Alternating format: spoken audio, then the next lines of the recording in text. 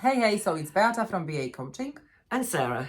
And we are today because we would like to tell you about a book that we both feel is going to change your English and your life forever. Why do we think so, Sarah? Because even though it was written in the 19th century, in the 1800s, the Victorian era, it is still totally relevant to everything that happens in our lives today. All the people you read about, you can recognize as people you know, and the situations, it's a great read. It's a very timeless book. Timeless. And this is an interactive lesson where Sarah will read a short passage and you can always read after her or with her to work on your pronunciation, intonation, speed, rhythm, and what else? Yes, we love quotes, and Charles Dickens is the one that has left us with many quotes.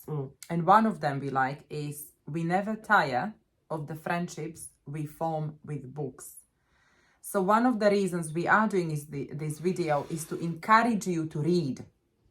Reading has so many benefits, not only for your English, but also for your mental health, for your confidence. And we have chosen Charles Dickens' A Christmas Carol. Another reason is that we did a small production. Christmas productions. Very small. Very small and very funny. Yes. And you can read the book, you can watch a film, because there are many adaptations. Oh, yes. And you can also watch the play we have produced. So many options. There are many options for you to improve your English. So what do we know about Charles Dickens? He is one of the famous writers in English history. Yes. And we are now going to tell you a little bit about him and his work. Okay. Charles Dickens was born in 1812 in Portsmouth, England. He was the second of 8 children. When Dickens's father, John, was sent to prison in 1824 for not paying his bills, which I told you about, the young Charles had to work in a factory to help his family. The terrible conditions there, as well as his experiences visiting his father in prison, inspired some of his later writing. As a young man, Dickens worked as a political journalist, and by 1833 he was writing a series of short, humorous articles for newspapers and magazines. When he became famous, only rich people could afford to buy books.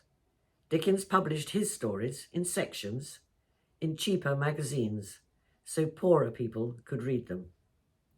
His first novel, Oliver Twist, was published in 1838, which was about a poor orphan trying to survive in London's criminal underworld. In total, Dickens wrote 15 novels with various themes, but all related to social justice. However, it is his 1843 short novel, A Christmas Carol, that Dickens is perhaps best known for. In this story, a miser called Ebenezer Scrooge meets 3 ghosts who teach him how to be kind, loving, and generous, and he is forced to consider the effects of his actions on other people. A Christmas Carol is the reason the greeting "Merry Christmas" became a popular phrase. Dickens was well known around the world and made a lot of money from his writing during his life. He travelled to the United States twice on lecture tours. With his wife Catherine, he had 10 children. In 1858, he separated from his wife and started a relationship with an actress, Meghan and Harry. Charles Dickens died in 1870 and was buried in Poets' Corner in Westminster Abbey in London. He is one of the most famous writers in the English language. Not to be outdone by the likes of William Shakespeare, Dickens was the other British writer known to create words and phrases of his own. Thank Dickens for words and phrases like Butterfingers, The Creeps, Dustbin, and Scrooge. Thank you, Sarah. So now we know a bit more about Charles Dickens. Is he one of your favorite writers? Yes, he is actually. They are very good stories. They are rip-roaring stories. You get drawn into the... because they were serialized in a magazine, each chapter leads on to the next, and you want to read the next. They're very readable. I think he was famous for creating cliffhangers. Yes, probably, yeah, yeah. So he That's is what the I one. meant, yeah. Yes, yeah. when you finish reading a book or a chapter, and Yeah. then it ends Yeah. in a way that it makes The last you... sentence of a chapter is, and then he opened the door, or something, and so you want the next one. Yes, so because he people was... queued to get the next edition of the magazines. They were really popular. Yes, and I think he was clever doing that, and that made him rich. That's why he sold so many newspapers and magazines, because of this way of ending his chapters. I think he was the first person to do that. You're quite right. So he was quite a clever man, and he left us these amazing books. And one of my favorite is this, so the Christmas Carol. As we said, there are many versions of this. Sarah said maybe don't read the original version. The English is of his time, his era, and it is wordy and a lot of words that we don't really use nowadays. Great English, but not easy if you're a non-native speaker. Mm-hmm. So there are these graded versions of A Christmas Carol. There is also a Disney version. Sarah said there is a new one coming. Yet another. Yes. So there are many films and many adaptations. Copy or watch a film. It's an amazing book, as we said, that can change your English definitely, and also your life, because there is a beautiful message, as we said. I think the modern expression would be feel good. It's a feel good story. Yes, with a happy ending. Exactly, with a happy ending. And now when everything is gloomy and there's so much bad news everywhere and people are feeling pessimistic, I think this is definitely the book you should get. Yeah. So one of the Dickens' most famous characters, Ebenezer Scrooge, has entered the dictionary as a synonym for miser. So for example, don't be such a Scrooge. And there are lots of words in English for people who don't like to spend money. And we would like you to add the missing vowels to these words. So pause the video and do this task. What are the missing words, Sarah? What is the first one? The first one is cheapskate. A person who is not willing to spend money and is always looking for a special deal or discount. Cheapskate. So the second one? Don't know. Mean. Not liking to share with other people or use too much of anything, especially money. Mainly British English, yeah. Number 3. Money grubber. A person whose main activities are related to getting money. This is grubber, great synonym. Yeah, I like that. Penny pincher. A person who is always trying to save money, even small amounts. Okay, another one is stingy. Not liking to spend money or share with others. The kind of person who doesn't buy their round in a pub. And tight.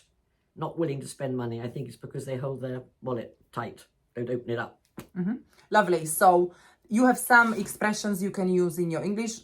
Hopefully these words will never be said about you. Why do we recommend reading A Christmas Carol, Sarah? As we said, so it is short, as you can see. It's a classic. It's a classic. You can read it in one day. And also, I think we both read it when we were young. Yeah. And it made an impact on our lives. And each time we reread it or rewatch the film, you always find something new you love or you take. So this is this kind of book that you can always... If you read it as a 10-year-old or an 8-year-old or 12-year-old even, you read it on one level. As an adult, you read it at a completely different level and realise what it's really all about. So yes, as we said, it's a classic, it's timeless, and it reminds us how one life affects another, and that society can be transformed for the better through generosity, love, and compassion. And it's never too late to change. We all make mistakes, as we discussed. And it's never too late to change. And if we would like to see the change in the world, we have to change first. And Christmas is a very good time to think about other people, less fortunate than yourselves. And this is when we all try and give as much as we can to charities and the homeless and so on. And it's a seasonal thing. It's a very appropriate book. book for this time There of is year. another thing that I like that Charles Dickens said, and the quote goes, "The most important thing in life is to stop saying I wish and start saying I will." Yeah. So hopefully after watching this video, you will feel that, you know, I would like to get a copy of this book. I would like to read it. I would like to watch the film. And you will also start saying I will instead of I wish my English was better. I wish I could speak better and communicate better. So that's one thing. What can you do? Watch a film, read a book, memorize some quotes.